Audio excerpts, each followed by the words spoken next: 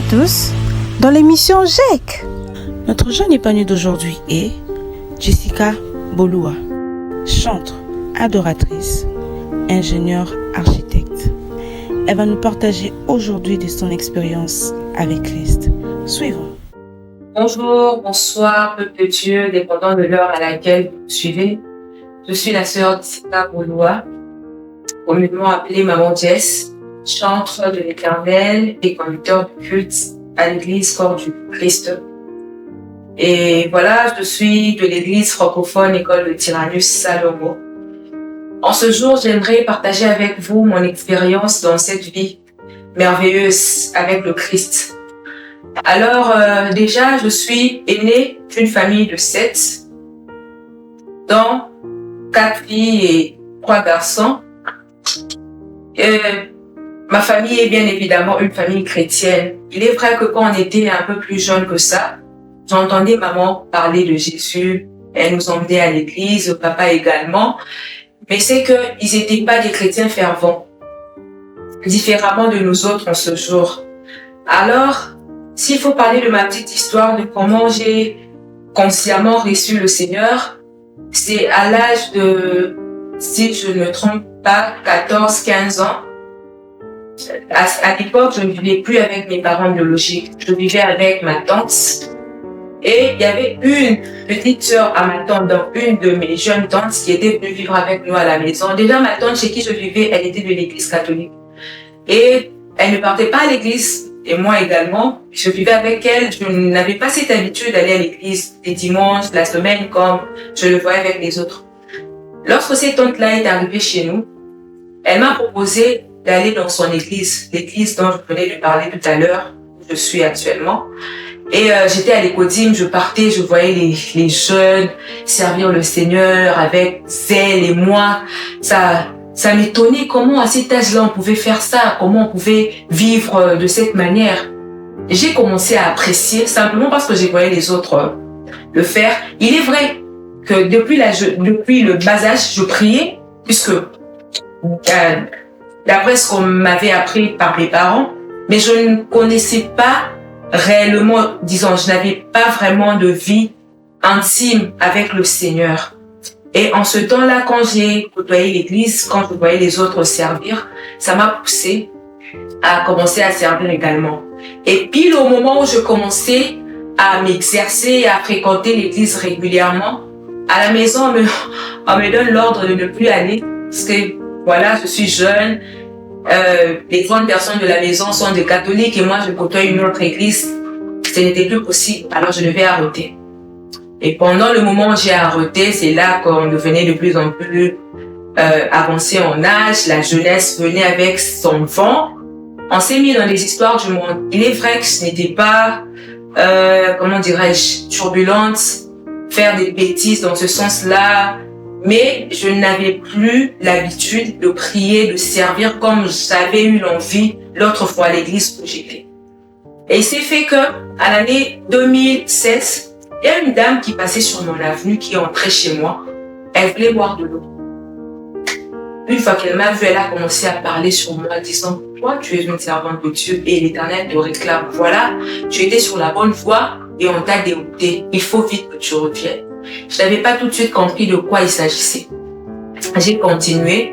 Quand j'ai décroché mon diplôme d'État, ce jour-là, je me suis décidée de revenir à l'église où j'étais avant, parce que d'après ce que ma tante m'avait dit, c'était que j'étais mineure. Je ne pouvais pas aller seule dans une autre église que celle que elle côtoyait. Alors, après mes 18 ans, je me suis dit, voilà, je suis majeure. Je suis allée lui voir, lui disant, maman, voilà, je suis majeure. Je peux maintenant aller fréquenter l'église de mon choix. Au départ, elle était d'accord. Je commençais à aller à l'église, je retournais, je voyais les autres chanter. Puisque déjà, depuis toute petite, j'aimais chanter. Je me disais que je chanterais pour Dieu. Je me suis remise dans la chorale, je servais, et j'étais un pied dedans, un pied de l'autre côté, je partais, je servais bien évidemment, mais j'étais dans des petites choses pas bonnes. Et s'il faut parler de la grande expérience que j'ai eue avec le Seigneur, c'est plus en ce qui concerne mes études.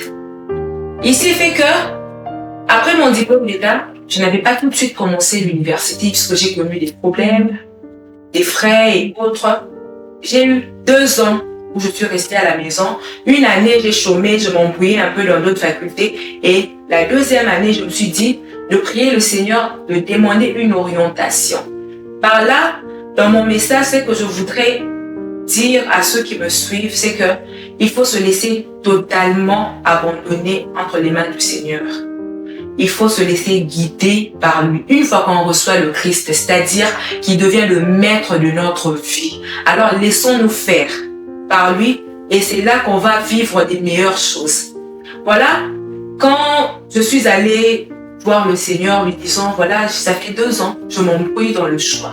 Je ne sais vraiment pas quoi faire. Je comptais être médecin parce que mon grand-père m'avait dit, voilà, tu es intelligente. Dans ma famille, j'ai des juristes et voilà, je n'ai pas des médecins. Je voudrais vraiment que tu fasses ça. Je me suis embrouillée dans ce sens-là. Et puisque ça ne marchait pas, cette année-là, je me suis décidée d'aller voir le Seigneur, lui parler. Père, voilà, je suis en train de m'embrouiller. Dis-moi, oriente-moi dans le choix que je dois prendre. Qu'est-ce que je dois faire à l'université? Une nuit, je me suis rappelé, pendant que je priais, je me suis rappelé qu'en 6e, j'avais négligé un songe que j'avais reçu de lui. Il m'avait dit, après cette année, tu ne vas pas étudier, tu devras te consacrer. Puisqu'en ce moment-là, je n'étais même pas encore dedans, je n'avais pas bien capté le message. Quand je me suis réveillée, j'ai compris. Alors j'ai commencé à prier, vraiment toute l'année là, j'avais pris ça de la prière, c'était l'année 2017.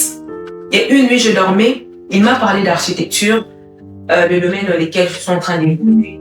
Je lui ai dit clairement, voilà, si tu es d'accord, si c'est vraiment toi qui m'as parlé, j'aimerais que tu me donnes une confirmation demain, qui est quelqu'un d'autre qui vient me parler. Évidemment, le matin, je me suis réveillée, ma maman, ma tante savait qui je vivais, elle me dit, Jessica, pourquoi tu ne penses pas faire l'architecture? J'ai dit, ah d'accord, c'est bon, c'est déjà clair, le message est passé. Et voilà un peu, c'est comme ça que je me suis retrouvée. Mais avant de commencer l'université, je suis rentrée dans le temple de mon église, j'étais sur chair, je priais, je pleurais Dieu. Voilà, je commence, je ne sais même pas comment ça va se passer, ce n'était même pas mon choix, c'est toi qui m'as orienté et tout ça. Et il y a un frère qui est entré, il m'a vu de loin. Il était là, il me regardait. J'ai fini la prière, je descends, il me dit, tu n'as pas prié du tout. Je dis, comment ça? Moi, j'ai pleuré, j'ai passé tout mon temps en train de prier le Seigneur. Il me dit, parce que tu étais en train d'imposer à Dieu des choses. Tu n'étais pas en train de lui demander de t'orienter, mais tu étais en train de lui dire de marcher selon ce que tu as prédisposé. Ça ne marche pas comme ça.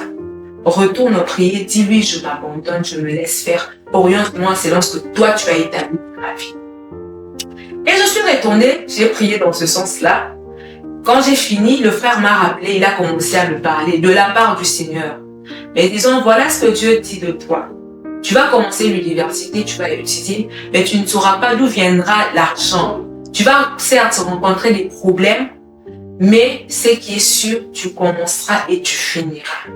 Ah, commencer, finir, c'était clair. On commence les études, on passe chaque année et puis voilà. J'avais reçu la parole, j'ai prié pour ça et j'ai commencé. Ah, c'est quand j'ai commencé l'université que j'ai commencé à vivre Dieu autrement. Les choses n'étaient pas du tout faciles comme on me l'avait dit. Soit, c'est moi qui n'avais pas très bien capté le message. Parce que dans la vie chrétienne, le mal c'est que les gens qui viennent nous parler de Jésus nous font voir le bon côté des choses. C'est que si tu reçois le Seigneur, si tu lui sers, tu auras l'argent. Il nous présente le matériel, plus de bénéfices de ceux qui suivent après cette vie-là. Oublions qu'il y a aussi de ces choses, les brisements par lesquels on doit passer, la privation de certaines choses, la consécration, le mis à part. Ce moment-là, c'est un moment de manque et de douleur qu'il faut supporter pour assurer cette marche avec le Seigneur. Et moi, n'ayant pas ça en tête, à un moment, je m'embrouillais. À une époque, quand j'avançais, j'ai connu des problèmes de frais académiques et tout.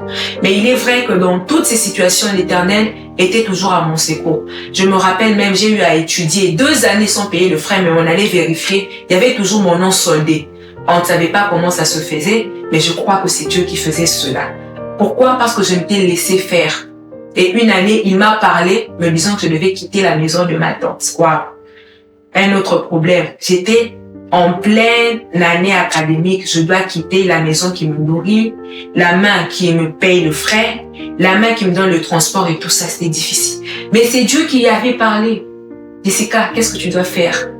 Tu dois te laisser faire. Tu dois t'abandonner, laisser ta vie être conduite par lui. Et il me dit d'aller dans un endroit qui était pour moi un désert. Je vous épargne les détails. Au départ, je ne voulais pas. J'en ai parlé à mon père. Toute la famille était contre moi parce que j'étais rebelle. Comment tu peux faire ça? Une fille ne peut pas quitter la maison de ses parents. Comment je veux leur expliquer que c'est Dieu qui a parlé? Dieu te parle toi, pourquoi il nous a pas dit à nous? Voilà, c'était compliqué. Mais après, puisque je devais et je sentais en moi que je devais me laisser faire, je suis sortie de la maison. C'était difficile, c'était en 2020, après le confinement, que j'ai quitté la maison. Et là où j'étais allée, c'était pas facile du tout. Mais c'est pendant ce temps-là que j'ai expérimenté le Seigneur Jésus-Christ autrement. En tout cas, Dieu, lorsqu'il te donne une parole, tout ce que tu as besoin, c'est d'être certain que c'est lui qui a parlé. Le reste, une fois que tu as la certitude de savoir, ne t'inquiète pas du reste. Tout comme il a nourri Élie dans le désert, en tout cas, c'est ce que moi j'ai vécu avec lui. J'étais dans un désert total, mais il y avait toujours son ombre. Et ce que j'aimais dans ce parcours-là, dans ce désert, à chaque fois que je lui parlais, il y avait toujours un songe qui me donnait la suite de mon parcours. Parce que quand je suis sortie de la maison, j'avais reçu des songes qui ont annoncé cette sortie-là. À un certain moment, quand j'avançais, j'étais troublée avec la douleur qu'il y avait. Je disais, mais est-ce que c'est vraiment toi qui m'avais parlé? J'aimerais dire à quelqu'un que si il t'arrive dans ton parcours avec le Seigneur, tu rencontres des moments très difficiles qui t'embrouillent, où tu te poses la question, est-ce que c'est vraiment lui? Pose-lui la question et retourne à la parole qu'il t'a donnée premièrement lorsqu'il a donné l'ordre. Recherche, observe bien. Une fois que tu as la certitude que c'est lui qui t'a parlé, continue ta marche, n'aie pas peur. Certainement, il y a la bonne chose qui t'attend à la fin, puisque tout désert a une fin. Israël a traversé le désert pendant 40 ans, mais il a fini par arriver sur la terre promise. Et c'est vraiment ce que j'ai connu. J'ai suivi ce qu'il me disait.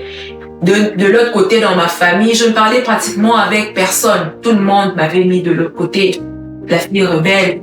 Tu n'as besoin de rien. En fait, tu as des besoins, mais qu'on ne peut pas te donner parce que tu n'es pas la fille docile comme il voulait que tu le sois.